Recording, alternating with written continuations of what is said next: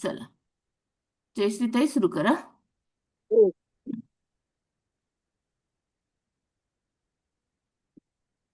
जय श्री कृष्ण. वसुदेव सुतं देवं कंस चानूरमर्दनं देवकी परमानंदं कृष्णं वंदे जगद्गुरु. कृष्णं वंदे जगद्गुरु. अध्याय 6. श्लोक क्रमांक 37. अर्जुन उवाच. अयति श्रद्धयोपेतो योगाचलित मानसः अप्राप्य योग संसिद्धिं का गती कृष्ण गच्छति. अर्जुनाने भगवंताला विचारले की ज्या साधकाची जप, ध्यान, सत्संग, स्वाध्याय यात आवड व तो करतही असतो, साधनेत अंतःकरणाची व बहिःकरणाची वशता होत नाही, परिणामी अशा साधनेत शिथिलता येते, त्यात तत्परता नसते. अशा साधकाची अंतसमयी संसारातील आसक्ती निर्माण झाल्यामुळे, विषयाचे चिंतन झाल्यामुळे साधनेपासून विचलित झाला, आपले ध्येय यावर स्थैर्य निर्माण नाही केले तर अशा साधकाची कोणती गती होते, असे अर्जुनाने भगवंताला विचारले. विषयासक्तीमुळे असावधानीमुळे अंतकाळी झालेले विचलित मन म्हणजे साधनेपासून दूर गेला. या कारणामुळे त्याला योग सिद्धी व परमात्मा प्राप्ती झाली नाही, तर त्याची शेवटी गती काय होते. असा साधक पाप करत नाही म्हणून नरकवास नाही, स्वर्गाची इच्छा नसल्यामुळे स्वर्ग प्राप्ती नाही, श्रद्धायुक्त साधना आहे त्यामुळे त्याचा पुनर्जन्मही होत नाही, अंतसमयी परमात्म्याची आठवण न राहिल्यामुळे त्याला दुसरे चिंतन केल्यामुळे त्याला परमात्मा प्राप्ती होत नाही. अशा साधकाची गती काय होईल, तो कोठे जाईल. म्हणून अर्जुन म्हणतो, अशा योगापासून विचलित झालेल्या साधकाला आपण कोणती गती द्याल. ध्यान योग्याचा पुनर्जन्म होतो. मन विचलित झाल्यामुळे, साधना भ्रष्ट झाल्यामुळे, परंतु कर्मयोगी अथवा ज्ञानयोगी यांची सांसारिक आसक्ती राहिल्यामुळे पुनर्जन्म होतो. भक्तियोगात भगवंताचा आश्रय घेतल्यामुळे भगवंत आपल्या भक्ताचे विशेष रक्षण करतात. अध्याय 9 श्लोक 22. अनन्यास चिंतयन्तो माय ये जना परिउपासते तेषां नित्य वियुक्तानां योगक्षेम वहाम्यम. अप्राप्त वस्तूची प्राप्ती करून देणे म्हणजे योग आहे, आणि प्राप्त सामग्रीचे रक्षण करणे म्हणजे क्षेम आहे. भगवंत म्हणतात की या माझ्या ठिकाणी नित्य निरंतर मन असलेल्या भक्तांचा योगक्षेम मी चालवतो. तसेच असाच संदर्भ अध्याय क्रमांक 18 श्लोक क्रमांक 58. मच्चित हा सर्व दुर्गानी मत प्रसादानी दृश्यसी अथ चेत्वम महंकारम श्रोष्यसी विनक्षयसी. भक्ताचे काम केवळ भगवंताचा आश्रय घेणे आहे, भगवंताचे चिंतन करणे आहे, मग त्याचे सर्व काम भगवंत करतात. भगवंताची मनुष्यावर कृपा तर आहेच, परंतु भगवंताचा आश्रय घेतल्याने भक्ताला त्याचा विशेष अनुभव येतो. श्लोक क्रमांक 38. कच्चिन्न भयभ्रिष्ट छिन्ना भ्रमिव नश्यती अप्रतिष्ठो महाभावो विमुडो ब्रह्मणपती. अर्जुन मागील श्लोकात साधकाच्या स्थितीविषयी विचारणा करून भगवंताला विचारत आहे. साधक दोन्ही बाजूनी भ्रष्ट झालेला म्हणजे सांसारिक व पारमार्थिक, या दोन्हीत साधकाची प्रगती नाही. असा उन्नतीपासून वंचित असणारा साधक ज्याप्रमाणे ढग छिन्न विछिन्न होतात, असे साधकाने संसाराचा आश्रय घेतला नाही व अंतसमयी परमात्माही आठवला नाही तर त्याचे पतन होत नाही ना. जिवंत असताना परमात्म्याची प्राप्ती झाली नाही, अंतसमयी साधनेत स्थिती राहिली नाही, परमात्मा चिंतनही राहिले नाही, तर तो तेथूनही भ्रष्ट झाला. अशा साधकाच्या गतीबद्दल अर्जुनाला संशय आहे. संशयाला दूर करण्यासाठी अर्जुन भगवंताला प्रार्थना करतात. श्लोक क्रमांक 39. एतन्मे संशयम कृष्ण छेत्तुमर्हस्य शेषतः त्वदन्य संशयस्यास्य छेत्तान हिपपद्धती. अर्जुन भगवंताला विनंती करतो की योगी काही मर्यादेपर्यंत प्राण्यांची गती जाणू शकतो. योगाला मर्यादा आहेत, भगवंतच युक्त योगी आहेत, अभ्यासाशिवाय परिश्रमाशिवाय सरत्वच जाणणारे आहेत. भगवंतासारखा दुसरा कोणी जाणकार नाही. संपूर्ण प्राण्यांच्या गती अगतीला भगवंत जाणतो. जो संपूर्ण प्राण्यांच्या उत्पत्ती आणि विनाशाला, गती आणि अतिला आणि तसेच विद्या आणि अविद्येला जाणतो. म्हणून या योग भ्रष्टाच्या गतीविषयक प्रश्नाचे उत्तर भगवंत देऊ शकतात. अर्जुनाचा संशय दूर करू शकतात. अर्जुनाला भगवान श्रीकृष्णाच्या भगवत्तेवर विश्वास होता. म्हणून त्याने एक औक्षहिणी सशस्त्र नारायणी सेना सोडून निशस्त्र भगवंतालाच स्वीकार केले होते. इथपर्यंत 3 श्लोकांचं केले मी. जय श्रीकृष्ण.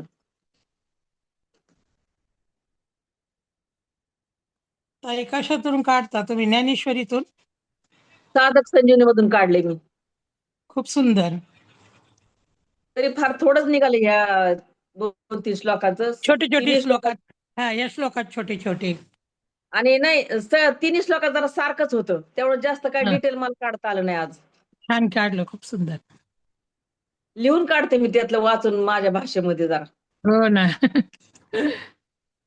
ते नुसतं वाचून दाखवण्याचा अर्थ नाही वाटत ते दुसरं. छान आहे, छान.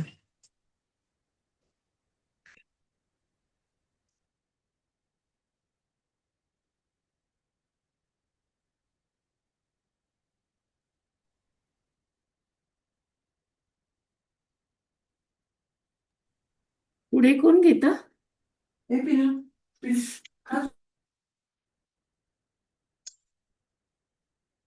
नमस्कार ताई, कोण घेते आता? मी घेऊ का?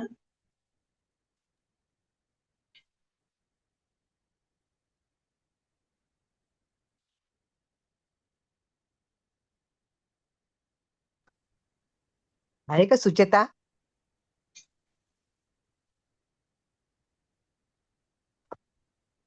चालू कर निर्मला. ती काहीतरी तिला फोन वगैरे आला असेल. बरोबर. नाही होत्या. करू काय? हो कर. 40 ते 45 श्लोकाचं सांगितलं होतं मी. येतोय आवाज माझा? हो, बारीक येतं फक्त.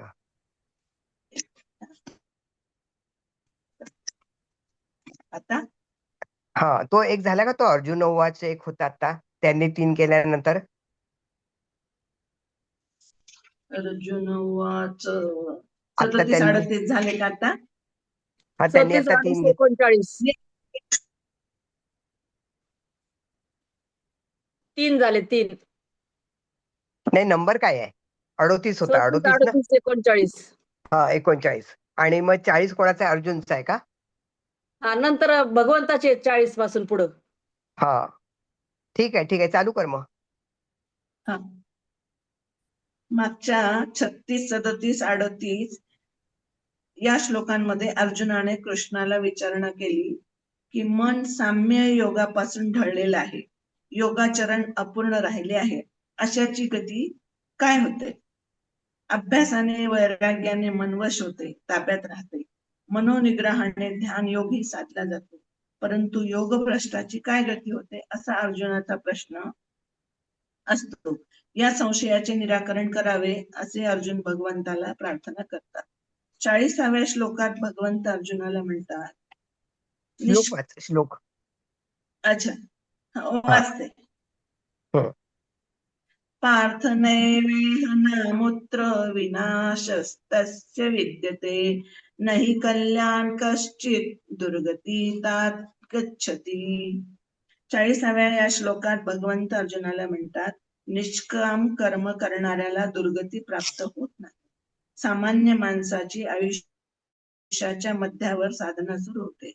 बाकी कामाला सांसारिक गोष्टीत महत्वपूर्ण समजून तिकडे प्राथमिकतेने लक्ष घातलेले असते. पण उशिरा का होईना अध्यात्माकडे वळतो खरा, परंतु तिथेही मध्येच त्याला वाटते की आता काय आपले आयुष्य थोडेच तर बाकी राहिले आहे. एवढ्या थोड्या कालावधीत हे ज्ञान अभ्यासाने मिळवणे अशक्य आहे व तो अभ्यास सोडून देतो. विचारसरणी डळमळीत होते. त्यावर भगवंत उत्तर देतात, कर्म जर कल्याणकारक असतील तर मृत्यूमुळे त्याचा विनाश होत नाही, त्याचा पुढच्या जन्मात कॅरी फॉरवर्ड होऊन फलित होते. त्या कर्माचा लेखाजोगा भगवंताने ठेवलेला असतो. त्यामुळे शुद्ध सात्विक कल्याणकारी कर्म करीत राहावे, असे 40व्या श्लोकात भगवंत सांगतात. योग मार्ग सुटण्याचे कारण साधारणतः ऐहिक भोग हेच असते.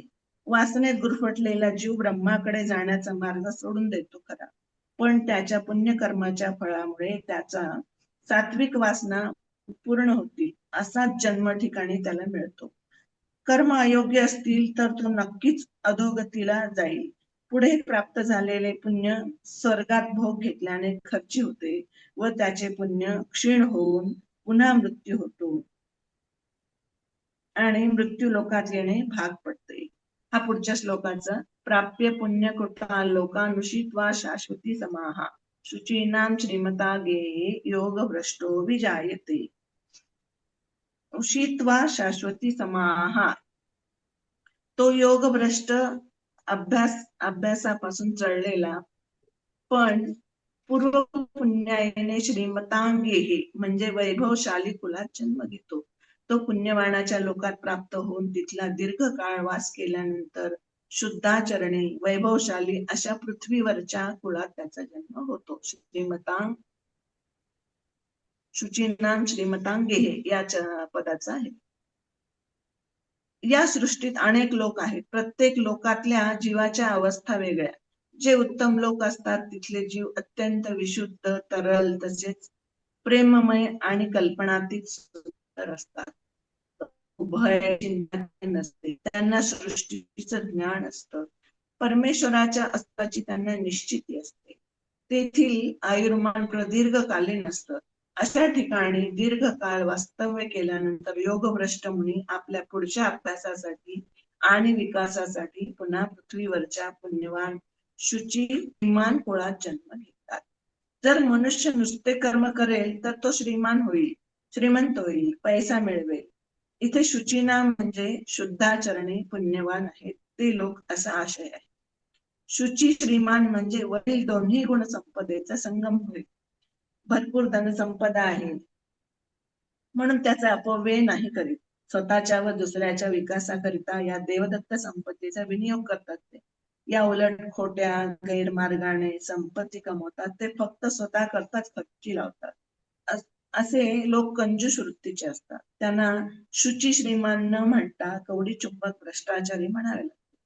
श्रीमंत घराण्यात जन्म झाला तरी योगाभ्यास पुढे चालू राहील असे मात्र निश्चित म्हणता येत नाही, कारण योगाभ्यासाला बाधा आणणारे व्यवस्था तिथे जास्त सहज प्रमाणात उपलब्ध होते. उत्तम शुद्ध आचार विचाराचं कुल प्राप्त झाले असता आपल्या जन्माचा हेतू साध्य होईल असे कर्म करावे. पुढचा श्लोक. तत्र तम बुद्धी संयोग लभते पौर्वदेहिकम यतते च ततो भूय संसिद्धो कुरुनंदनः. बुद्धी संयोग या पदाचा साधन संपत्ती, पौर्वदेहिकम म्हणजे पूर्व मनुष्य जन्मात केलेला, संसिद्धो साधन सिद्धी. हे कुरुनंदना, त्या ठिकाणी पूर्वजन्मीच्या संस्काराने युक्त असलेला बुद्धियोग पुन्हा प्राप्त होतो. त्यापुढे त्याची वाटचाल योग सिद्धीसाठी प्रयत्न करत असते. भगवंत इथे पूर्वजन्माचा सिद्धांत सांगत आहेत. पूर्वजन्मात मागील जन्माचे संस्कार कसे चिकटून येतात ते कथन केले आहे. पूर्वजन्माचा उल्लेख असलेला श्लोक आपण यापूर्वी अभ्यासला आहे. 4था अध्याय 5वा श्लोक. बहुनी मे व्यतीतानि जन्माने तव चार्जुन तान्यहं वेद सर्वाणि नत्वं वेत्थ परंतप. तुझे माझे आजपर्यंत अनेक जन्म होऊन गेले आहेत ते मला माहित आहे, तुला त्याची जाणीव नाही. पूर्वजन्माचा विचार या श्लोकातही दिसून येतो.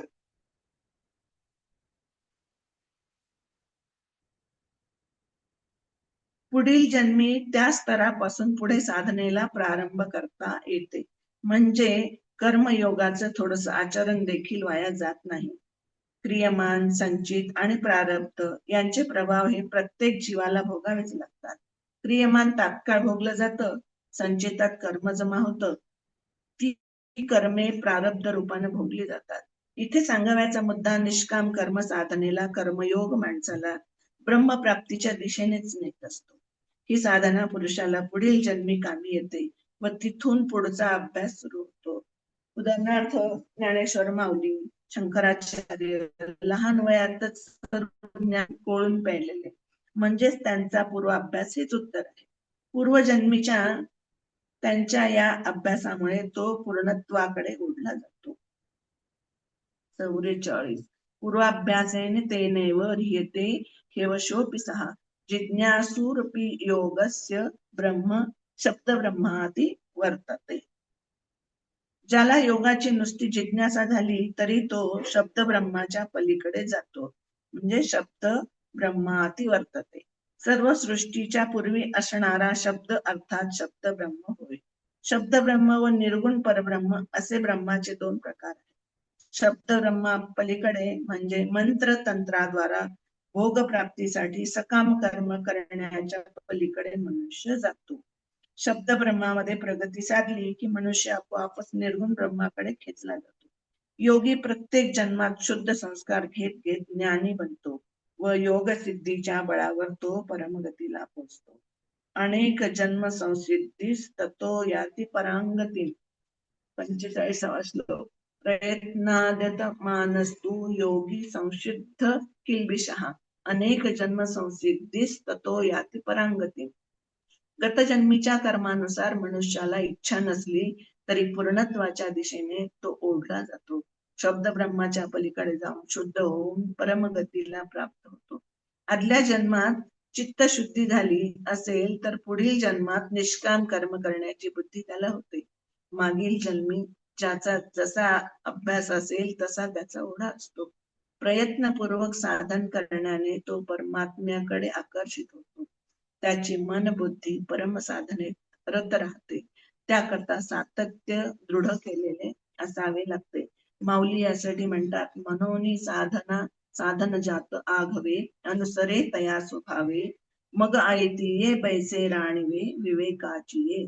जय श्रीकृष्ण. एवढंच जमलं मला.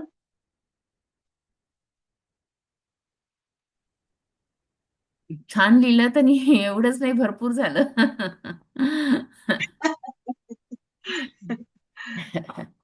सगळं सांभाळून पण करावं अजून लागेल. आणखीन बोली भाषेत नाही म्हणता आलं थोडस. नाही, हरकत नाही ना, लिखितच. हरकत नाही, हळूहळू होणार आहे ते. अजून कोणी धन्यवाद आहे? ताई. लोकांचा अर्थ कळणे हे महत्वाचं आहे आपल्या क्लासचं. बरोबर आणि आहे. तो लक्षात ठेवणे असं काही थोडक्यात सांगितलं तर ते लक्षात राहतं. पुस्तकी भाषेमध्ये डोक्यावरून जातं. खरे खरे. शब्द ब्रह्म. ताई मी वाचू, पण माझा 35वा आहे श्लोक. 35वा काल झाला ना ते आपला.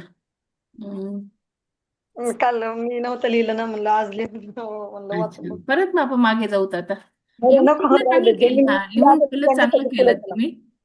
लिहून ठेवलं नाही, पुढे चांगलं. जे आहे त्याच्यासाठी बघा. परत मग हे सिक्वेन्स तुटेल ना ताई. बरं चला, म्हणून हरकत नाही. ज्यांचं पुढचं झालं ना त्यांच्यासाठी बघा, मग राहू दे. हा, मग कारण परत मग वंदनाताईंना वेळ कमी भेटेल, कारण त्यांचं हो, विवेचन हो. छान असतं. हा, ठीक आहे, ठीक चालेल. अजून कोणाला सांगायचं आहे? मी सांगू का? हो हॅलो, हो, चालेल ना ताई. सुमेधा बिडवई. हो हो हो, मी सार वाचून दाखवते. बर. हा. कुठले श्लोक? नाही, सार आहे, गीता सार. गीता सार नको ताई, आपल्याला हा श्लोकामधलंच पाहिजे. नाही, आता ते संपत आलं ना ते, म्हणून मी नाही म्हटलं नाही नाही. सार हा, द्यायचा. मग उद्या वाचा परत गीता सार. ठीक आहे.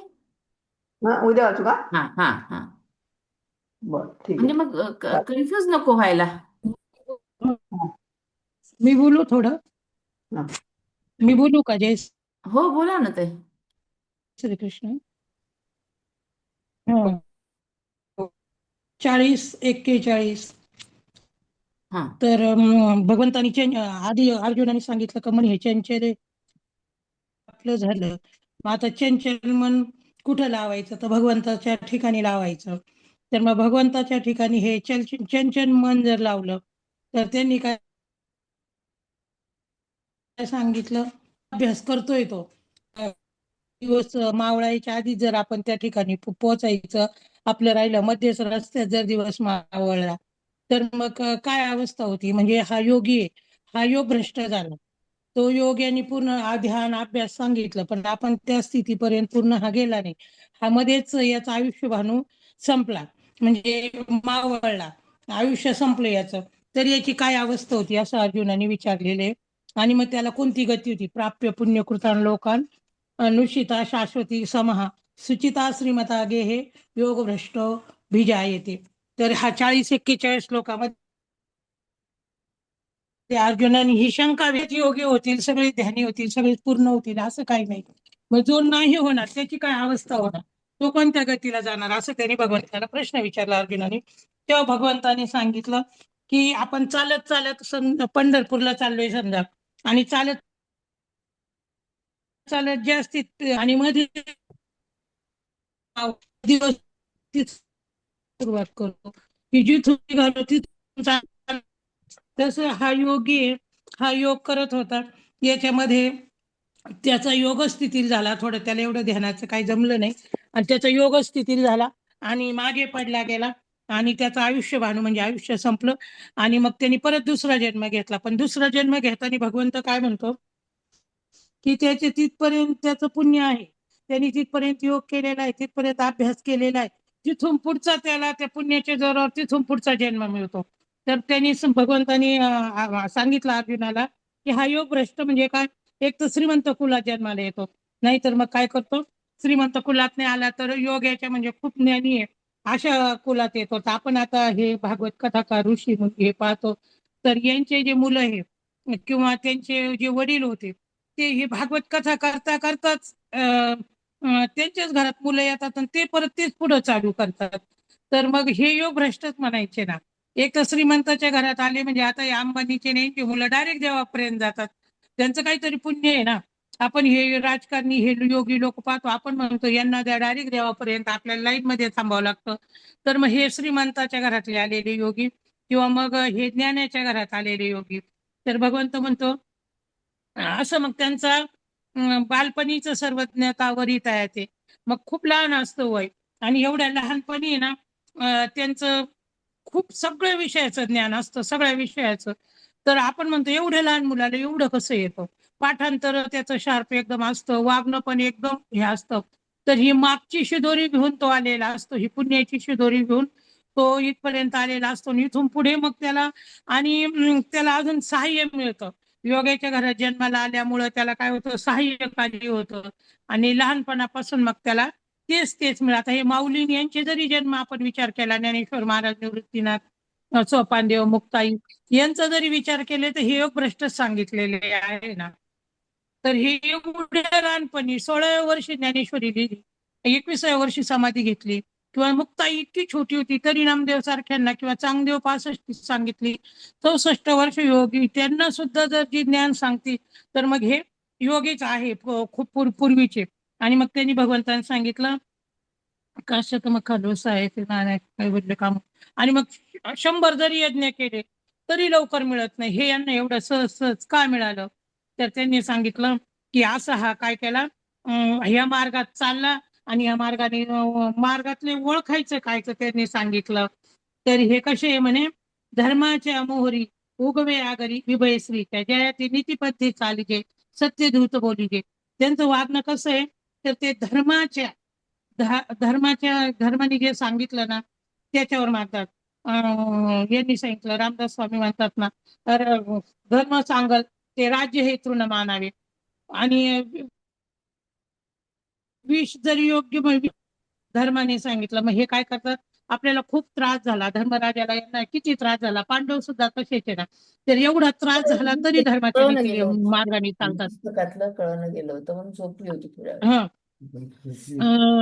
नीती सत्य दूत बोली जे किती किती धर्मराजाने विचारलं, सत्य कुणाकडे पाहायचं, सत्य कुणाकडे पाहायचं, तर धर्मराजाला. तर हे योगी योग भ्रष्ट यांचे पुढं ओळख काय आहे, तर हे धर्माच्या याच्यावर चालतात, नीतीने वागतात, सत्य बोलतात, आणि शास्त्राने जे शास्त्र सांगेले ते राजे येथून मानावे. शास्त्राने जे सांगितलं, शास्त्रप्रचिती, आत्मप्रचिती आणि गुरुप्रचिती, ह्या 3 गोष्टीवर ते चालतात. मग त्याच्यात काटे असले, किती त्रास असला, काही असलं तरी पण ह्याच मार्गाने ते चालतात, ते वाईट मार्गाने चालतच नाही. आणि त्यांना रस्ता दाखवणारा कोण असतो, वेद आहे. वेद हा त्यांचा रस्ता दाखवणार आहे, आणि सारासार विचार हा त्यांचा मंत्री आहे. आणि त्याची कुळीची चिंता काय आहे, तर तिची कुळाची कुलदेवता कोणती आहे? तर ती ईश्वराची प्रतिव्रता, ईश्वराची ची देवी गृहदेवता आदी रिद्धी आणि सिद्धी ह्या त्यांना सगळं मार्ग चालवणारे आहे. ऐशी निज पुण्याची जोडी वाढवणे सुख सर्व सुखाची कुळवाडी ती जन्म सुरवाडी योग चेतन असा अशा घरात, अशा वातावरणात आणि अशा ठिकाणी हा योगावरून खाली आलेला योग भ्रष्ट पुरुष, योग भ्रष्ट शब्द वापरलेला आहे. हा योग भ्रष्ट पुरुष अशा ठिकाणी जन्माला येतो आणि माऊली म्हणतात तो असं त्याचं मागचं काहीतरी असतं. म्हणजे आपण काय म्हणतो करत राहायचं. आता आपण ही गीतेचं करतो, हे कशासाठी करतो? परीक्षेसाठी करतो. की आता मला मी प्रथमा दिली, मध्यमा दिली, उत्तमा द्यायची ही नाही हो. आपण जन्माच्या परीक्षा देऊ राहिलोय आणि ही गीता कशासाठी? आत्मसात करायची. आणि ही परीक्षा होईल, ही उत्तराखंडची कोणती होईल, आपण मार्क मिळवू, आपण हे करू, सर्टिफिकेट मिळवू. पण एक सर्टिफिकेट असं आहे की ते भगवंताचं जन्मांतरीचा जन्म आपल्या जन्म मरणातून आपण बाजूला होऊ हे आपल्याला करायचं. एकमेकाला सांगायचं, सरळ साध्या पद्धतीने सांगायचं आणि याच्यातून आपण खूप शिकलं जातो. एकमेकाचे विचार ऐकतो, एकमेकांचं हे ऐकतो आणि याच्यातून आपल्याला खूप खूप खूप हे होतं. तर आपण योग भ्रष्टच समजायचे. आपण पहिलं केलेलं आहे आणि आपलं राहिलं हे की तुमच्या यांनी गीता परिवाराने ह्या ताईंच्या आणि सगळ्यांच्या सहकार्याने आपण एकत्र आलो. तर असंच एकत्र नाही आलेलो. किती लोक आहे एवढ्यात आपणच कसे एकत्र आलो? आता महाराष्ट्रात भरपूर लोक आहे, पण सगळे दिंडी चालतात का? नाही. ज्यांचं पूर्वसंचय तेच चालतात. तसं आपण एकत्र आलो, एवढे 1 तास आपण एकमेकाला देतो आणि त्याच्यातून काहीतरी शिकायला मिळतं. तर हे आपलं मागचं खूप खूप आहे, म्हणून आपल्याला हे सगळं मिळतं. आणि मग भगवंत काय म्हणतो? तर हा मनुष्य जन्म कसा सांगितला? दुर्लभ मनुष्य जन्म आहे. दुर्लभ तर दुर्लभ आहे, पण तो पण चांगला व्यवस्थित कुत्र्या मांजऱ्यासारखा माकडांचा यांची जन्म. यांना काय कर्म करायचे आणि काय वाईट आहे, काय चांगलं आहे माहीतच नाही. असेच काही काही मनुष्य आहेत, त्यांच्या समोर ग्रंथ जरी ठेवले, काही चांगलं जरी ठेवलं तर त्यांना ते नाही दिसणार, ते वाईटच घेणार. मग आपण भाग्यवान आहे किंवा आपण योगभ्रष्ट आहे. आपण मनुष्य जन्माला आलो, मनुष्य जन्माला येऊन सगळं एवढे एकत्र आलो, महाराष्ट्रात आलो आणि आपल्याला हे दिसतंय. आपल्या घरात भरपूर मंडळी असतील, पण सगळ्याच्या मार्गात आहे का? तर नाही. तर ठराविक आहेत आणि काही काही काय करतात, त्यांच्या वेगळ्या मार्गाने जातात. तर मग हे काय पूर्वाभ्यास आहे ना? मग भगवंतांनी सांगितलं हा पूर्वच अभ्यास आहे, हे पूर्वच आहे. आणि त्यांनी सांगितलं पायाळू, त्या पायाळूला काय झालंय? धन आहे, त्या धनावर घर बांधले, सगळे बसतात, सगळे जेवतात, पण जे पायाळू आहेत त्याच्या डोळ्याला दिव्यांजन घातलं का त्याला खालचं हे दिसतं. तर माऊलीने एक उदाहरण दिलं होतं. दरिद्री आणि गाठी मारतो झोळीला आणि खाली धनाचा हंडा आहे, काय म्हणतो? मला आता कुठं भिक्षा मागायला जायची, मला कुठं काय मिळेल आणि मला कुठं मिळाल्यावर मग मला जेवायला मिळेल का? माझे मुलं बाळ खातील का काहीतरी? मग माऊलीने सांगितलं हा दरिद्री धनाच्या हंड्यावर बसून झोळीला गाठी मारतो भिक्षा मागण्यासाठी आणि विचार करतो. यांनी फक्त थोडी मेहनत करायची. त्याला जर दिव्य दृष्टी असती, तर दिव्यांजन जर त्याच्या डोळ्यात असले, तर आमच्या गुरुआई म्हणायच्या दिव्यांजन नाही लेला नेत्र असून आंधळा. तर डोळे असून सुद्धा उपयोग नाही. अर्जुनाला सांगितलं होतं ना सुरुवातीला, विश्वरूप दाखवायला लागलं. तो म्हणे देवा दाखवतो काय? मला इथं दिव्य दृष्टीच नाही, तू जे दाखवतो तू सांगतो मला काहीच दिसत नाही, ह्या चर्मचक्षुच्या डोळ्याने मला काहीच दिसत नाही. तसं त्यांनी सांगितलं की हे दिव्यांजन असलं तर मग पाताळाचं धन दिसतं. तसं आपल्याला मनुष्य देह भगवंतांनी दिलेला आहे आणि मनुष्य देह देऊन आपल्याला योग भ्रष्ट म्हणजे आपण करत आलेलो आहे आणि ते करत आल्यामुळं आपल्याला थोडी ते दिव्य ज्ञान आहे आणि त्याच्यामुळं हा आपल्याला भगवंताचा हा सगळा हे दिसतोय, खेळ दिसतो. मग इथं काय सांगितलं?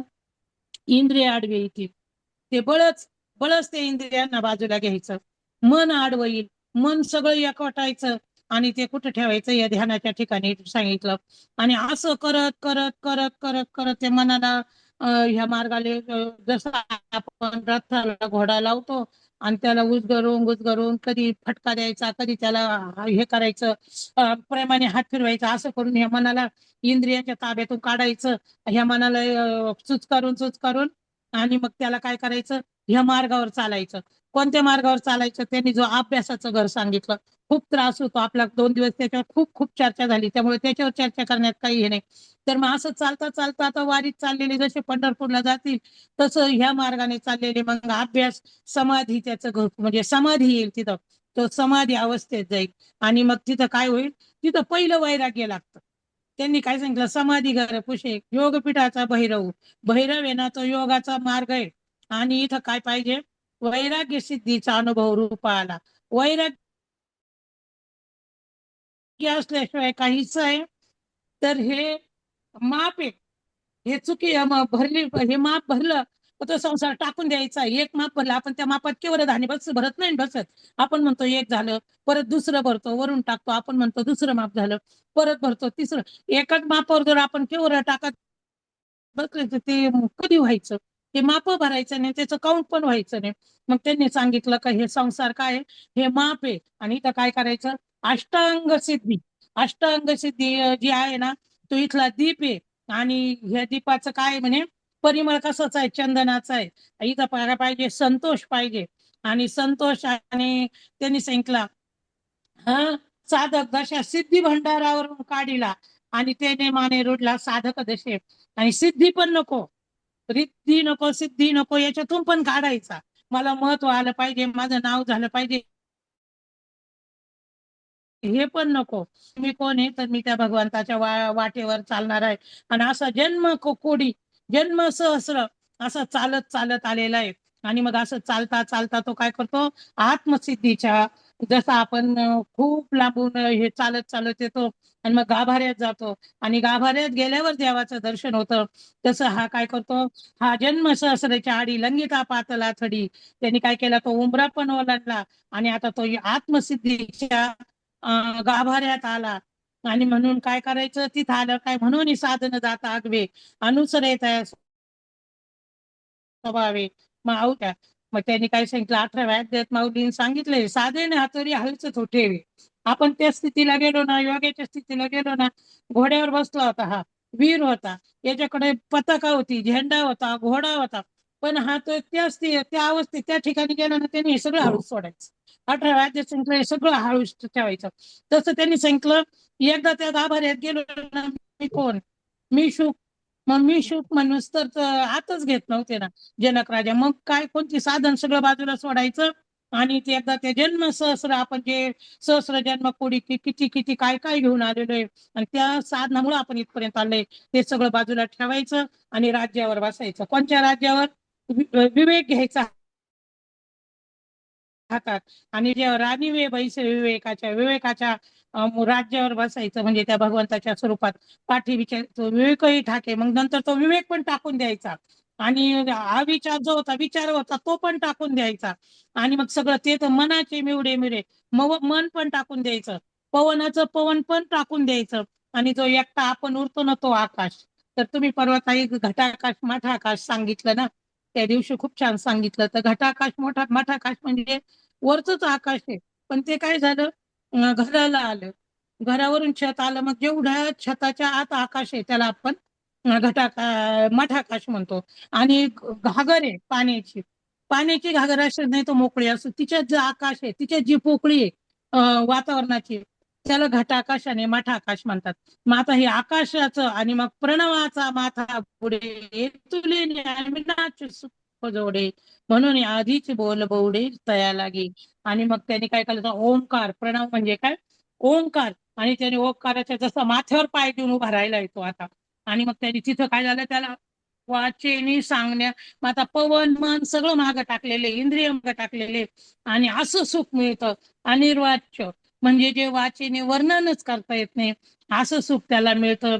आणि म्हणून आधीच बोल बौडे तया लागे, ऐसी ब्रह्माची स्थिती, जे सकळ गतीसी गती, त्या अमृताची मूर्ती होणे ठाके. आणि मग त्याची अशी अवस्था होती की त्यांनी काय केलं, अयमनाचं सुख मिळालं त्याला, आणि त्याची ब्रह्मस्थिती होती. आणि ब्रह्मस्थिती झाल्यावर सगळ्या गतीची सगळं जग फिरतं एकासाठी, साधू संत कशासाठी फिरतात, सगळे कशासाठी, तर आम्हाला ती ब्रह्मस्थिती प्राप्त व्हायची. अभ्यास कशासाठी करतो, ध्यान कशासाठी करतो, तर ती ब्रह्मस्थिती पावण्यासाठी करतो.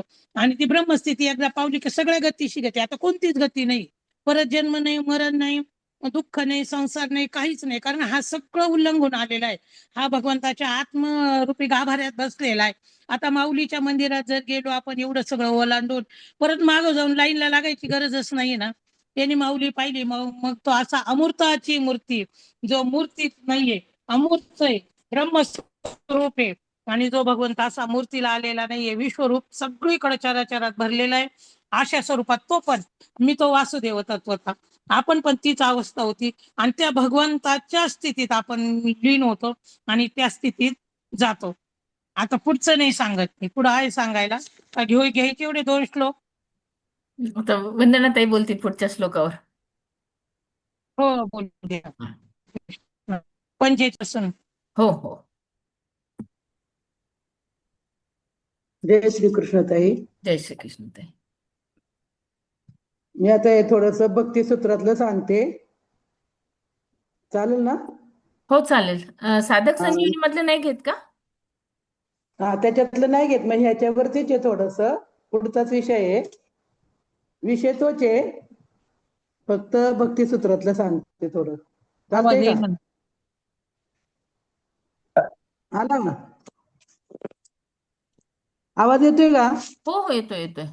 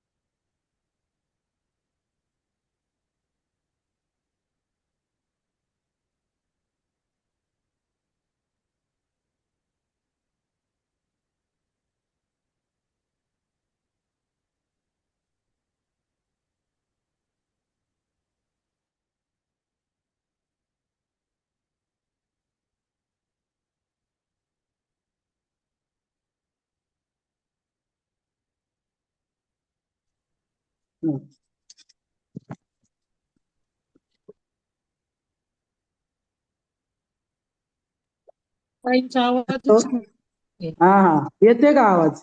हो हो. काय होते? हा. विषय तो ताईंनी सांगितलं, त्याच्या पुढचं थोडस सांगते मी. काय नारद भक्ती सूत्रातला श्लोक आहे, यत प्राप्य न किंचित द्वायच्छति न शोचती न द्वेष्टी न रमते नोत्साही भवती. की जे भक्ती प्रेम प्राप्त करून तो पुरुष अन्य म्हणजे कशाच्याही किंचितही इच्छा करीत नाही, व कोणाकरताही शोक करीत नाही, व कोणाशी द्वेष करीत नाही, व कोणत्याही विषयात वस्तूत किंवा व्यक्तीमध्ये रममान म्हणजे आसक्त होत नाही, कोणत्याही लौकिक कार्यात उत्साहयुक्त होत नाही. प्रेमी भक्ताच्या ठिकाणी संसारी माणसापेक्षा बऱ्याच अलौकिक गोष्टी, सिद्धी, अमृतत्व आणि तृप्ती इत्यादी असतात. तसेच संसारी लोकांजवळ जे जे दोष असतात, जे जीवास परतंत्र दुःखी बनवितात, ते भक्ताजवळ नसतात. तेच निषेध मुखाने या 5व्या सूत्रात सांगितल्या की इच्छा शोक द्वेष इत्यादी जेथे असतात तेथे सिद्धी अमृतत्व तृप्ती राहू शकत नाही. याकरिता इच्छा शोक द्वेष उत्साह इत्यादी सूत्रावर मिळालं. यत प्राप्य म्हणजे भक्ती प्रेम प्राप्त झाले असता त्या भक्तीची प्राप्ती कशी होते याचा विचार केला असता 3 प्रकाराने होते असे दिसून येते. मग पूर्व परंपरा उत्तराधिकाराने मिळालेली, नाही का, ताईंनी आता सांगितलं आपल्याला की योगिकासारखी योग भ्रष्ट कसा असं की पहिल्या पिढीतील किंवा पूर्वजांपासून आलेले. म्हणून प्रल्हादाने त्याच्या उदाहरण सांगितलं की प्रल्हादाने त्याच्या वंशातील बळी इत्यादी भक्त बनले, नाही का, त्या वंशातील बळी राजा होते भक्त. मग तुकाराम महाराज म्हणतात की माझ्या वडिलांची मिराशी का देवा, तुझी चरण सेवा पांडुरंगा. आणि सहज वडिला होती सेवा, म्हणून पूजितो या देवा. नाही का, की माझ्या वडिलांची मिराशी होती, नाही का, माझ्या परंपरेचा ठेवा माझ्यापर्यंत आला, म्हणून मी पांडुरंगा मी तुझं पूजन करतोय. नाही का. मग एकनाथांचे पूर्वज भानुदास होते, हे महान भगवत भक्त होऊन गेले. मग अशी काही उदाहरणे आहेत. पण भक्तांचे वंश सर्वच भक्त निपसतात असेही नाही. मग एखाद्या संताने वा गुरुने कृपा करून भक्तीचा मार्ग दाखविला म्हणजे ही भक्ती प्राप्त होते. श्री ज्ञानेश्वर महाराज सांगतात, श्री गुरु निवृत्तीने दिदले, ते प्रेम कोणे भाग्य लादले. नाही का. ज्ञानेश्वर महाराज म्हणतात, मला कुणाकडून आलं, माझ्या गुरु कृपेने आलं. कुणी? श्री गुरु निवृत्तीरायाने दिले. किंवा भगवत कृपा भगवत प्रेरणेने हृदयात अकस्मात भक्ती प्रेमाचा संचार कोणाच्या ठिकाणी झालेला दिसून येतो. पण ते कसं की भजन, ध्यान, कीर्तन इत्यादी साधन करण्यानेही चित्तात भक्तीचा उदय होतो. यापैकी कोणत्याही प्रकाराने भक्तिप्रेम प्राप्त झाले अशा या भक्तिप्रेमात निमग्न पुरुष त्या भक्तीची प्राप्ती झाल्याने अन्य कशाची वांछा म्हणजे इच्छा करीत नाही. असे श्री नारद महर्षी म्हणतात की वांछा, अपेक्षा, इच्छा, कामना या सर्वाचा अर्थ एकच आहे, की ही एक जीवाची मूलभूत मनोवृत्ती आहे. जेव्हा जीवाचे शरीराची तादात्म्य होते तेव्हा तो बहिर्मुख होऊन हे मला पाहिजे, ते मला पाहिजे असे म्हणतो. त्या वृत्तीस इच्छा, कामना म्हणतात. पण एका इच्छेपासून पुढे दोष, शोक इत्यादी निर्माण होतात. मग सर्व जीव कामबद्ध आहेत आणि ही इच्छावृत्ती दृष्ट विषय प्राप्तीपासून मुळे जरी क्षणिक अशी शांत झाल्यासारखी वाटली तरी ती शांतता क्षणिक असते. तसेच इच्छेचे विषय असणारे सर्वच पदार्थ प्राप्त होतातच असे नाही, कारण त्याकरिता लागणारे अनुकूल प्रारब्ध वा प्रयत्न किंवा अन्य साधन सामग्री प्राप्त असते असे नाही. ती इच्छा पूर्ण झाली नाही की पुन्हा तळमळ, अशांतता निर्माण होते. यदा कदाचित एक इच्छा पूर्ण झाली तरी अनंत विषयांच्या इच्छा पूर्ण होणे शक्य नाही. त्यामुळे वृत्ती सदैव बहिर्मुखच असते. ही बहिर्मुखता सर्व अशांतीचे बीज आहे. भगवत प्रेमात वृत्ती केवळ भगवत रूपच बनलेली असते. मग भगवत प्रेमाचा आनंद भोगणाऱ्या प्रेमी भक्तात सर्व ऐहिक आणि पारत्रिक भोग तुच्छ वाटतात. खऱ्या भक्तात अन्य महत्वाच्याही भोगांची इच्छा कशी नसते याबद्दल भगवान श्रीकृष्ण उद्धवास सांगतात. न पारमेष्टन न महेंद्र दिश्यन न सार्वभौमन न रसाधिपत्यम न योग सिद्धीर पुनर्बंध्वा मय्यर्पितात्म मविज्ञानत. ही भागवतात 11वा अध्याय 14वा श्लोक आहे. बघा 14वा श्लोक. भगवान श्रीकृष्ण म्हणतात, उद्धवा, ज्याचे चित्त माझ्या ठिकाणी अर्पिले गेले आहे असा माझा अनन्य भक्त सामान्य भोगच काय पण ब्रह्म लोकांची इच्छा करीत नाहीत. स्वर्गातील इंद्रपदाच्या भोगाची इच्छा करीत नाहीत. सार्वभौम राज्य प्राप्त झाले तरी त्यास अपेक्षा नसते. पाताळादी लोकांचे स्वामित्व त्यास तुच्छ वाटते आणि मादी सिद्धीकडे तो पाहतही नाही. इतकेच नव्हे तर तो जन्मभाव स्वरूप मोक्षाची पर्वा करीत नाही. माझ्या वाचून तो कशाची इच्छा करीत नाही. तो करा मोक्षाम घरी कामारती दासी होय सांगायचा तुका म्हणे. तुकाराम महाराज मोक्षच माझ्या घरी दासी म्हणून येत, मग मी त्याची इच्छा कार करावी. मग इच्छा आकांक्षा भक्तास का नसते याचे महत्वाचे कारण श्री ज्ञानेश्वर महाराजांनी 12व्या अध्यायातील भक्त लक्षणाचे वर्णन करताना सांगितले आहे की आणि जया परी ते काही नाही, त्या आपण पेची आपला ठाई, झाला या लागी जो काही आकांक्षी ना. की बाह्य विषय दिसावे त्यांच्या ठिकाणी, मग सुख बुद्धी असावी, त्याच्या प्राप्तीविना जीव अपूर्ण वाटावे, तरच त्याची इच्छा होते. पण प्रेमी भक्तास आपल्या प्रियतमाविना अंतर्बाह्य काही दिसतच नाही, तर त्याच्या ठिकाणी अन्य विषयाची अनुकूल भावना कशी राहील? मग प्रेम भक्तीला बाह्य अंतर आपला प्रियतमच दिसत असतो. पुढे 55व्या सूत्रात नारद महर्षी सांगतात की तत्प्राप्य तदेव अवलोकयती, तदेव शृणोती, तदेव भाषयती, तदेव चिंतयती. अशी स्थिती होते की विषय तो त्यांचा झाला नारायण, नावडे जनधन माता पिता. असे या अवस्थेचे वर्णन श्री तुकाराम महाराज करतात की किंचित हा शब्द आहे पहा, की सर्वांना सर्व विषयांची इच्छा असते असे नाही, तरीही कोणत्या ना कोणत्या विषयाची सूक्ष्म का होईना इच्छा असतेच. पण भक्ताची इच्छा करणारे मनच उरत नाही, मग ते भगवन्मयच होऊन गेलेले असते, म्हणून किंचितही इच्छेचा प्रवेश त्याच्या ठिकाणी नसतो. तसेच पुढील पद न शोचती हे आहे की इच्छा हा जसा एक नैमित्तिक विकार आहे, तसा शोक हाही एक नैमित्तिक विचार आहे. पण जीवाच्या जीवनात अपरिहार्य रूपाने तो येतो आणि ज्याच्याविषयी इष्ट बुद्धी असते अशा सचेतन व अचेतन पदार्थाचा वियोग झाला म्हणजे आत्यंतिक दुःख होते. मग त्या शोक असे म्हणतात. नश्वरा इष्टाचा नाश देख, तेने देहांता मानी दुःख, या नावगा शोक सकळी लोक मानिती. नाथ भागवत अध्याय 28वा यातील ओवी आहे पहा. असे शोकाचे लक्षण श्रीकृष्ण भगवंतांनी उद्धवा उपदेश प्रसंगी केले आहे.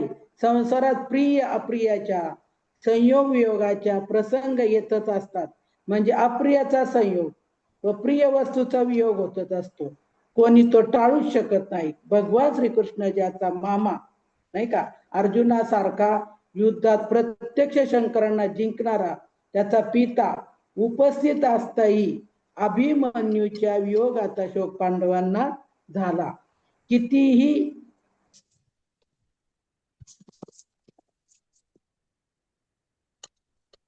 कितीही सुखात ऐश्वर्यात वैभवात असला तरी शोकाचा प्रसंग आला की सर्व तुच्छ होते व जीवनही असह्य वाटते. मग कित्येक शोकातिरेकाने आत्महत्या करण्यास प्रवृत्त होतात. मग शोक नाशाचे एक साधन म्हणजे आत्मज्ञान आहे असे उपनिषदातून सांगितले आहे.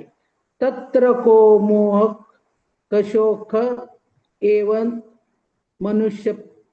मनुपश्यतः ईशावास्यमधील ओवी आहे पाय. कोणालाही कोणताही विकार भेदात द्वैत प्रतीतीचा असतो. ताई आवाज येतोय ना?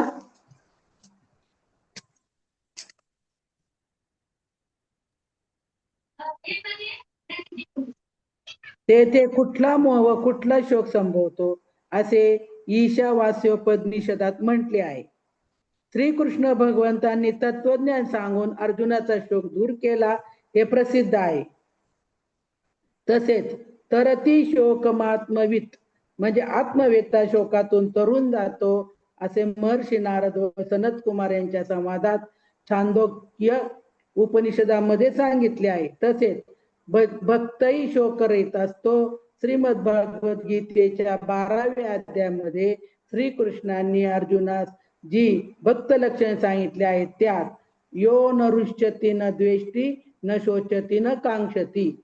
गीता अध्याय 12वा. अर्जुना, माझा जो प्रिय भक्त आहे तो कोणाचाही द्वेष करीत नाही. कोणत्याही वैषयिक भोगाची प्राप्ती झाली असता त्यास हर्षही होत नाही. तसेच तो कोणाचे बद्दलही शोक करीत नाही व कशाची तो अपेक्षा करीत नाही. इष्ट वस्तूचा नाश अथवा वियोग झाला असता शोक होतो असे म्हटले आहे. पण भक्त त्याला भगवत कृपा समजतो. तो एक माझ्या करिता आणि या दृष्टीने श्री तुकाराम महाराजांचे उद्गार मननीय आहेत. बरे झाले देवा निघाले दिवाळे, बरी या दुष्काळे पीडा केली, बाईले मेली बरे झाले, देवे माया सोडविले, नाही का. तसेच जी वस्तू आपली खरी आहे ती केव्हाही आपल्यापासून दूर होत नाही, म्हणून तो गतवस्तूबद्दल शोक करीत नाही. महाराज भक्त लक्षणावरील आपल्या व्याख्येत सांगतात, पै आपुली जे साचे ते कल्पांतही न वचे, हे जाणोनी गताचे न सोची जो. ही ज्ञानेश्वरीतील 12व्या अध्यायामध्ये 192 की जे आपलं आहे नाही कडनं कुणी राहून घेणार नाही, परंतु जे आपलं नाही ते आपलं म्हणण्यामध्ये काय अर्थ नाही. परंतु मागील सूत्रात भक्त लक्षणात तो सिद्ध होतो, अमृत होतो, तृप्त होतो असे सांगितले आहे. त्यात कामना शोक हे विकार कसे शकतील. परमप्रिय भगवान तर आपल्या हृदयात असता आपण रडू लागलो दुसऱ्याकरिता तर तो त्याचा एक प्रकारचा अपमानामुळे भक्ताच्या अनन्यतेत बोध येणार नाही काय. वर शोकाच्या कारणात नश्वर इष्ट वस्तूचा वियोग हे शोकाचे कारण सांगितले आहे. मग भक्ताच्या जीवनात इष्ट हे केवळ भगवान आहे आणि तो नित्य हृदयात आहे, त्याचा नाश होणे शक्य नाही. इतर नाशवान वस्तू भक्ताला इष्ट वाटतच नाहीत. सर्व संगे विटाला तू एक आवडशी, हीच त्याची भूमिका असते. म्हणून भक्त सांसारिक कोणत्याही वस्तू अथवा व्यक्ती करिता शोक करीत नाही व तसा शोक करणे हा भगवंताचा अपमान समजतो. शोक मनुष्याच्या चित्तात वर्तमानापासून परावृत्त करून भूतकाळात नेत असतो. मग व्यतीताकरिता शोक होतो. शोक मनुष्यास वर्तमानात राहू देत नाही, म्हणून न शोचती असे म्हटले आहे. कोणी म्हणेल गोपिकांनी शोक केला, मग भगवत वियोगाने त्यांना दुःख झाले असे भागवतात वर्णन आहे. याचे उत्तर हे की त्या वियोगातही प्रेम प्रकर्षच होत्या, नाही का.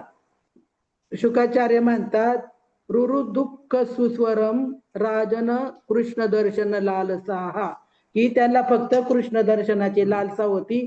तो कृष्ण दर्शनाचा वियोग होता की त्या वियोगात कृष्ण दर्शन लालसा होती, वृत्ती कृष्णमय झाली होती, कृष्ण प्रेमाने अंतरंग भरून गेले होते.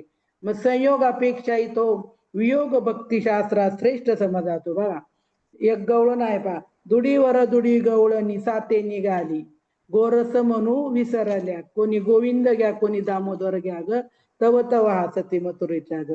की त्या इतक्या तल्लीन झाल्या होत्या, गोविंदमय झाल्या होत्या, कृष्णमय झाल्या होत्या की त्या दही दूध विकतात हे सुद्धा विसरून गेल्या होत्या, गोरस विकत हे सुद्धा विसरून गेल्या होत्या. म्हणून त्या शोक म्हणू नये.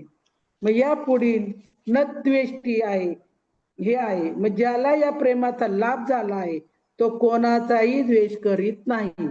द्वेषाची उत्पत्ती कोठून होते याबद्दल श्री ज्ञानेश्वर महाराज म्हणतात, या निचलिया सांगडे इंद्रिय आमिषन जोडे, ऐसा जो डाव पडे तोची द्वेष, परिसला अभिलाष अपूर्ण होय तोची द्वेष. ज्ञानेश्वरीत जी ओवी आहे, इच्छित वस्तू एखाद्याकडे असली व त्याने ती दिली नाही किंवा द्वेष निर्माण होतो, नाही का. आपल्याला एखाद्याने मागितल्यावर वस्तू दिली नाही की त्याच्याबद्दल द्वेष निर्माण होतो, असा अनुभव आहे आपला. पण जे ते इच्छाचा भाव आहे, मग इच्छाच राहिली नाही असे सूत्रात आरंभी न किंचित द्वा इच्छती की म्हणून सांगितले आहे की ते द्वेषाचा प्रादुर्भाव कसा होणार. गीतेच्या 12व्या अध्यायाची भगवत लक्षण सांगितले आहेत. त्यात प्रथम लक्षण अद्वेष्टा सर्वभूतानाय, हेच आहे. भक्त म्हणजे अद्वेष्टा असतो. याचे कारण त्याचा जर एखाद्याने द्वेष केला तर त्याला त्याची कल्पनाही नसते, कारण त्याला कळत नाही तो वेगळा आहे म्हणून तो मानितच नसतो, कारण तोही भगवंतच आहे. हा त्याच्या दृष्टीने तो भगवंतच असतो.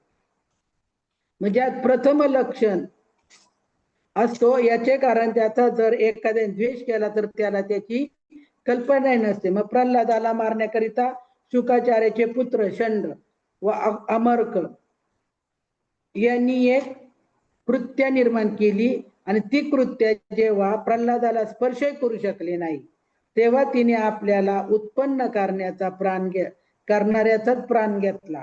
पण त्यामुळे प्रल्हादाला फार दुःख झाले. त्यावेळी प्रल्हाद म्हणाला, हे प्रभू, ज्यांनी माझ्यावर शस्त्रप्रहार केले, विष दिले, पर्वतावरून खाली लोटून दिले, अग्नी जाळण्याचा प्रयत्न केला, त्या सर्वांविषयी माझ्या मनात किंचितही द्वेषभाव जर नसेल तरी माझ्या गुरूंचे दोन्ही पुत्र जिवंत होते. मग या अद्वेष्ट भावनेचा परिणाम असा झाला की दोन्ही गुरुपुत्र जिवंत झाले. मग श्री एकनाथ महाराजांच्या अंगावर एक यवन अनेक वेळा थुंकला, पण त्यांच्यावर त्याचा काही एक परिणाम झाला नाही. मात्र पुन्हा पुन्हा त्यांनी गंगा स्नाने केली, पण शेवटी त्यास पश्चाताप झाला व तो पाया पडून रडू लागला, मग क्षमा मागू लागला. मग त्याला एकनाथ महाराज म्हणाले, अरे तू तर माझ्यावर काय केले, उपकार केले, तुझ्यामुळे आज मला 100 वेळा काय झालं, गोदावरीच्या स्नानाचे पुण्य प्राप्त झाले. मग श्री ज्ञानेश्वर महाराज सांगतात की जो सर्व भूतांच्या ठाई द्वेषात नेण्याची काही आपपरू नाही चैतन्य जैसा, की जो सगळ्यांच्या ठाई आहे, नाही का, जो माझ्या ठाई आहे तो सगळ्यांच्या ठाई आहे. मग सर्वांच्या ठाई एक असताना द्वेष करण्याचं कारण नाही. मग अनेक प्रेम प्राप्त भगवत भक्तांचे जीवन न द्वेष्टी या विशेषणाने सुशोभित असते. मग भगवत प्रेमात रंगल्यामुळे शत्रू मित्र भावाचा विचार करावयास त्यास अवसरच नसतो. यानंतर न रमते, भक्त कोणत्याही सजीव निर्जीव विषयात रममान होत नाही. या पदाचा विचार करू कोणत्याही अनुकूल विषयात रममान होणे, आसक्त राहणे, मग तो चेतन अचेतन कसाही असो, हा जीवाचा स्वभाव. मानवच काय, पण पशु पक्षी इत्यादी आपल्या प्रिय विषयात रमत असतात. भ्रमर गंध विषयात, मृग अनाद विषयात, मत्स्या रस विषयात, गजा स्पर्श विषयात, पतंग रूप विषयात रमतो. हे सर्व आपापल्या विषयात इतके रमत असतात की त्यात त्यांचा नाश होतो. मानव तर पंच विषयात रममान होत असतो, हे उघड आहे. पण अपरिहार्य म्हणून, जीवनावश्यक म्हणून विविध विषयांचे सेवन करणे वेगळे व त्यात रममान होणे वेगळे. अज्ञाभावी मनुष्य भगवत प्रेमाचे ज्ञान नसल्यामुळे विषय सेवन हाच पुरुषार्थ मानून विषय सेवित करतो. मग त्या विषयातच केवळ सुख मानून त्यात पूर्ण आसक्त होत असतो. श्री एकनाथ महाराज हीच गोष्ट स्पष्ट करीत आहेत. इंद्रिय अग्नी विषयासी, इंद्रिय आणि विषयासी स्वय अंतर्यामी प्रकाशी पावे आसक्तीशी अहम भावे. म्हणे हे विषय कैसे गोड, माझ्या देहाचे पुरे कोड, तव इंद्रियांची खवळे चाड, विषय वाढ भोगावया. इंद्रिय विषयांची आसक्ती भोगाभिमाने वाढे, वृत्ती मोह ममता स्थिती दृढ वाढे. नाथ भागवत अध्याय 3 212 ओवी 32. ज्ञाता जीवनेय विज्ञानाच्या आसक्तीने त्या विषयाच्या मागे कसा धावत असतो याचे वर्णन श्री ज्ञानेश्वर महाराजांनी गीतेच्या 18व्या अध्यायाच्या 18व्या श्लोकावरील टीकेत असे दृष्टांताच्या द्वारे केले आहे. मग त्याचा भावार्थ खाली दिला आहे. ताई वेळ झाला की सांगा पटकन.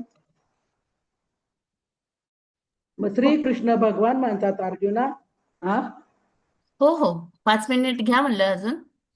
हा थोडंच राहिलंय म्हणून हो म्हणलं वेळ झाला की हो सांगा. श्रीकृष्ण भगवान म्हणतात ज्ञाता जो जीव त्याला ज्ञान तो विषय दाखविते न दाखविते तो ज्ञाता त्या विषयाचा प्रिय असल्यास स्वीकार किंवा अप्रिय असल्यास त्याग करण्यास प्रवृत्त होतो. माशाला पाहून बगळा त्याला पकडण्याचा त्वरेने झडप घालतो, अथवा द्रव्याचा ठेवा पाहून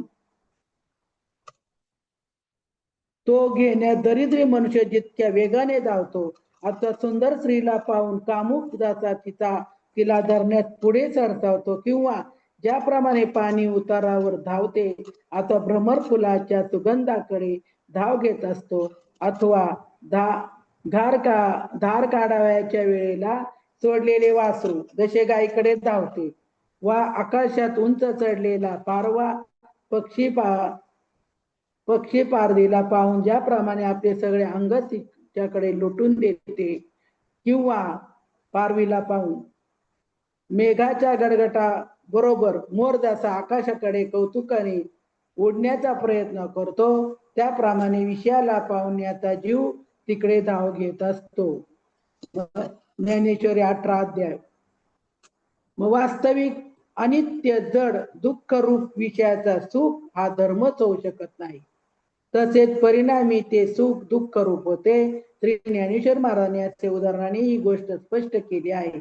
एरवी इंद्रियांची अर्था सारिका विषय पोखिता संतोष चित्ता आपजेल परितो संवत्सराचा सांगा तू जैसा नावे कस वस्तू जव नगराता प्रांतू सांडिजेना बापा विषयाची मधुरता धने आवडी उपजे चित्ता परित परिणाम विचारिता प्राणवारी देखे इंद्रियो कामो असे तो लावी सुख दुराशे दसा गळी विनू अमिषे बुलविजेगा.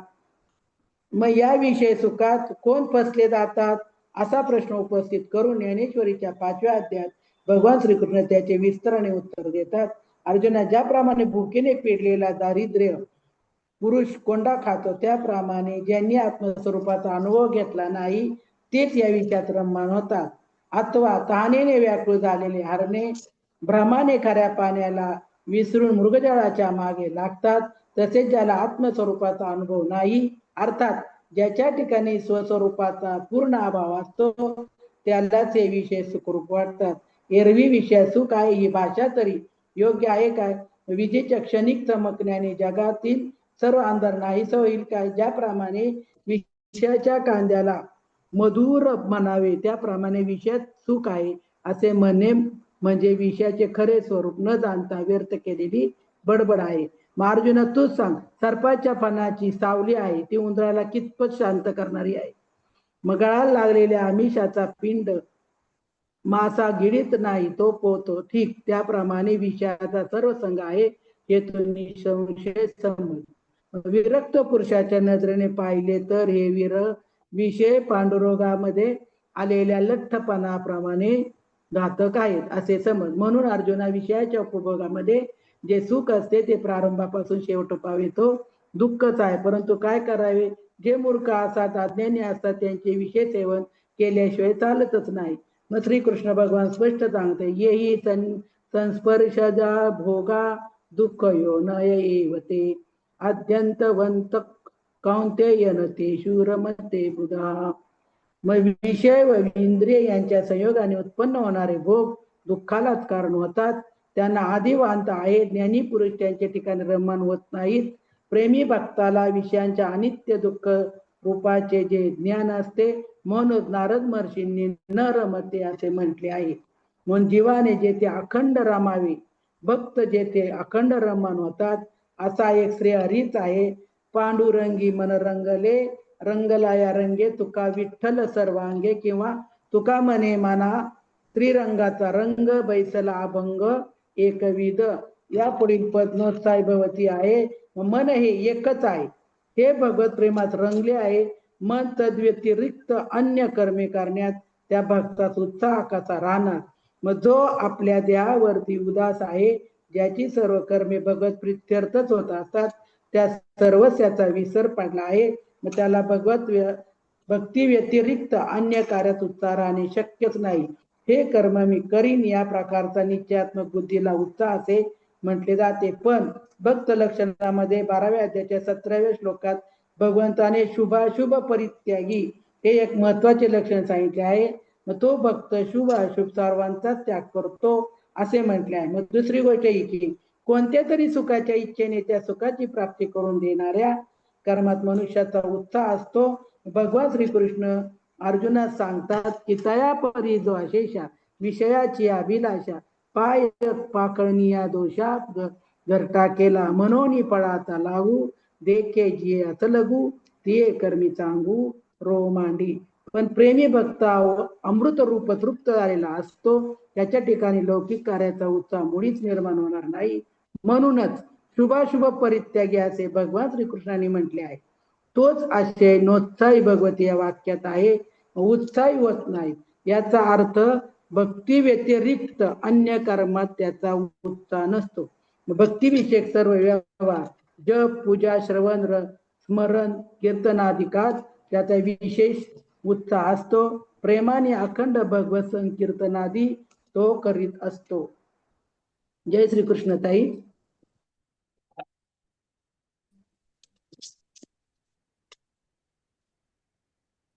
तुमचा अभ्यास खूप ताई आहेत मोठा का? आहे. हो, तेच म्हणलं, तुमचा अभ्यास खूप मोठा आहे. आमच्या सगळं डोक्यावरून गेलं. नाही, मी